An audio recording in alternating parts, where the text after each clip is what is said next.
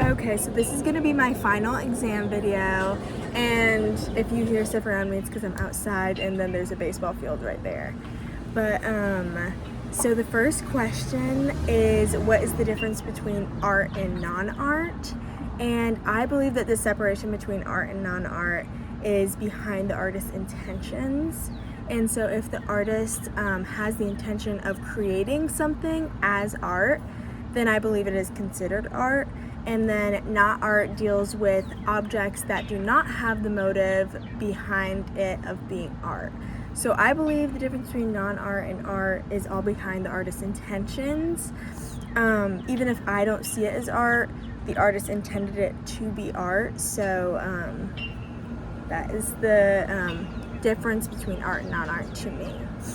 And so the second question is, how is seeing art in person instead of in a book different for you? So seeing art in person compared to seeing it in a book put different techniques and details into perspective. So when I view a piece of artwork in a book, it is easy to miss like important small details that the artist added in. But in person, you can view everything. You can see the brushstrokes, and you can see the different techniques that the artist used, while compared to a book, it's just a flat surface and you're not able to see all of the details. You're not able to see the texture of it, or just the tiny details. Like, I'm able to see all the brushstrokes, the texture, the techniques that are being used in person. And the third question is, what do you think about people risking their lives for some of the art you witnessed? And to me, I believe that that is very moving and powerful to witness art that people risk their lives to create. To know that someone was so passionate about their artwork and the message behind it, that they made it regardless of the cost, regardless of the fear, and they risk their lives. So I believe it's extremely moving, and it really shows the importance behind the artwork and the passion of the artist. Whatever it was, if it cost them their maybe safety, then I believe that it is extremely important and moving. So the fourth question is, explain the moments you experienced wonder. And so I have two experiences. The first experience when I experienced wonder is in the Tate Modern Museum and the Centre Pompidou Museum. The Tate Modern in London and then the Centre Pompidou in Paris. Because most of the artwork is conceptual. So in both of those museums, I experienced wonder because you have to think a lot about the meaning behind a lot of the work at those museums.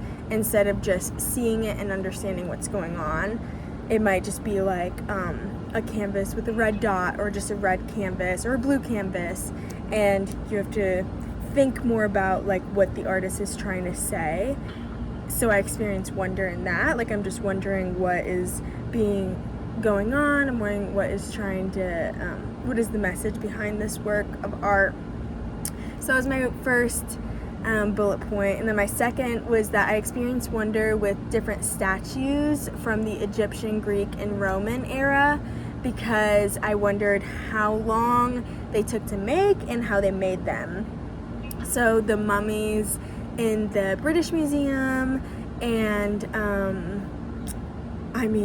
the Victoria and Albert Museum had so many statues, and really just those eras really stuck out to me, the Egyptian, Greek, and Roman, because they're from so long ago and extremely detailed. And so like Psyche Revived by Cupid's Kiss in the Louvre, that one was really interesting because the wings were it was marble, but the wings were kind of like iridescent. So it's just I was just wondering about how this was made and how long ago it was made and how it's still intact. So yeah, those were two things where I experienced wonder was at the Centre Pompidou Museum and the Tate Modern Museum, because I was wondering what was trying to be portrayed and the meaning behind the messages. And then my second one was the Egyptian, Greek, and Roman eras and just how they made each statue and how long it took to make. I experienced wonder. So the fifth question is, how do you think this trip and your experience will affect your future self, and why? So I think this trip and my experience will encourage my future self to travel more and dive deeper into different cultures and uncomfortable situations. I've always wanted to travel abroad, but I would have never chose to visit some of the museums or events on my own. So when I came on the Study Abroad trip, I came with two of my girlfriends, and I met Ava, I love her so much now, and I cannot wait to hang out with her in the future. But I would have never came alone, and I also would have never done a lot of the events.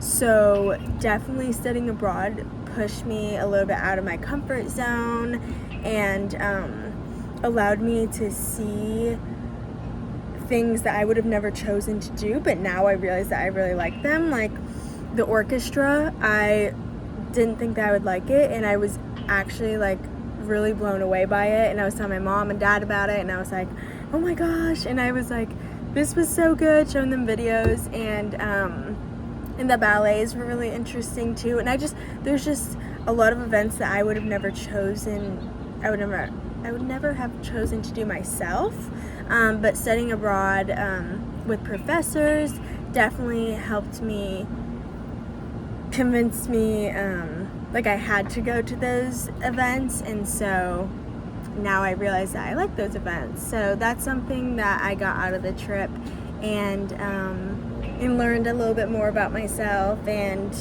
I just think that in the future I'll take the cultural experiences. It's something, like, I've learned so much on that trip about other cultures and just the ways of living, and I'm not in my little bubble of the US, and so I know just a little bit more, and I really want to take that with me in life, and now I want to just travel even more. So maybe it wasn't good because now I'm gonna be broke, but yes, I think that's my answer. So I think that's all.